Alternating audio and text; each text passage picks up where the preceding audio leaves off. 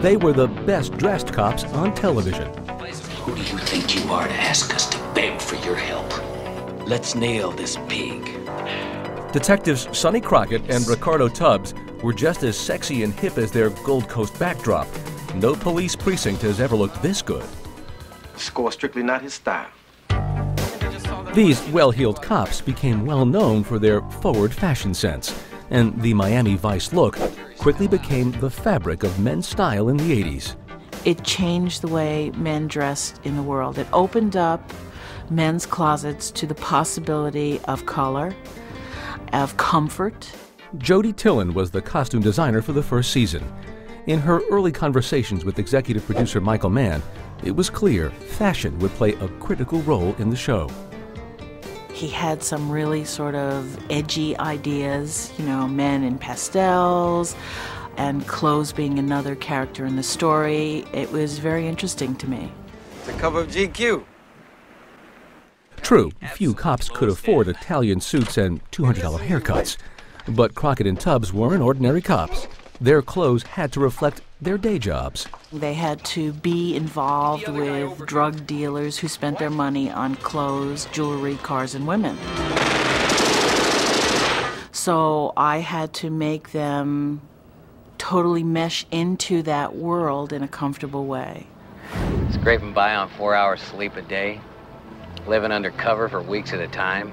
Dealer this week, outlaw biker the next. If it's Tuesday, I must be working drugs. Don Johnson's character, Sonny Crockett, was a beach bum cop, more comfortable in a pair of shorts and flip-flops than silk suits. His style was studied casualness, fitting for a guy fighting drug lords by day, living on a boat by night. Well, I used to keep his T-shirts in the costume department on a pile on the floor so that they would have the exact wrinkles and look kind of sloppy. He never wore a belt, he never wore socks. He did the least amount to look that way because he was a beach guy. I got a job. Woo! And Tubbs came from New York. He was much more formal. He was more self-conscious in his dressing. He chose his tie. He chose his shirt. Crockett threw on the cleanest thing in the morning. I don't know how this is going to work, Tubbs. I mean, you're not exactly up my alley, style and persona-wise. In the beginning, Tillen says, Don Johnson fought against high fashion. He wanted more denim and less linen for his character, more like a cowboy and less like an Easter egg.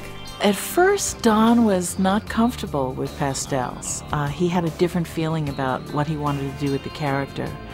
He wanted to wear V-neck sweaters and jeans and cowboy boots. But he came around to the unconstructed blazers after spending a few days in Miami, where the humidity and heat don't mix with leather and Levi's. After that, Sonny Crockett seemed to have a white linen jacket for every case. You cheating again, Zito? As for Philip Michael Thomas, a self-described clothes horse, slipping into Ricardo Tubbs' $1,000 suits was natural. You think Clark Gable did this? As he said in this 1985 interview. When I first got this job, the thing that Michael Mann enjoyed most was when I walked in, I was sharp as a tack.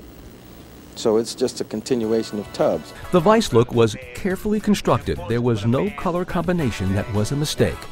Miami Vice was soon the fashion show of the season, and that meant spending money, lots of it. We just got a budget for the last 9 shows that we're doing now. We had over $100,000 just for our wardrobe. Michael said that I was sort of covered, that I could do what it took to get the style and look that he wanted. And he really ran defense because this kind of money on clothes had really never been spent on television. Building the Vice wardrobe required trips to the fashion capitals of the world, buying the latest styles right off the runway. Designers like the late Gianni Versace became fans and friends of the show.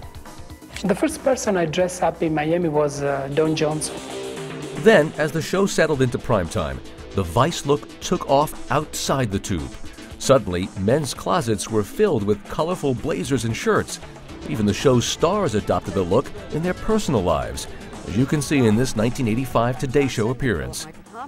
Did you come dressed as the Sonny Crockett we just saw on TV, or is this No, John this Johnson. is kind of, well, this is mine. This is me. The Where style. are your socks? I don't own a pair anymore. I decided that if you're going to spend $400 on a pair of shoes, that a pair of $12 socks kind of ruins it. American men were throwing away their razors, trying to grow Sonny Crockett's 3-day stubble look.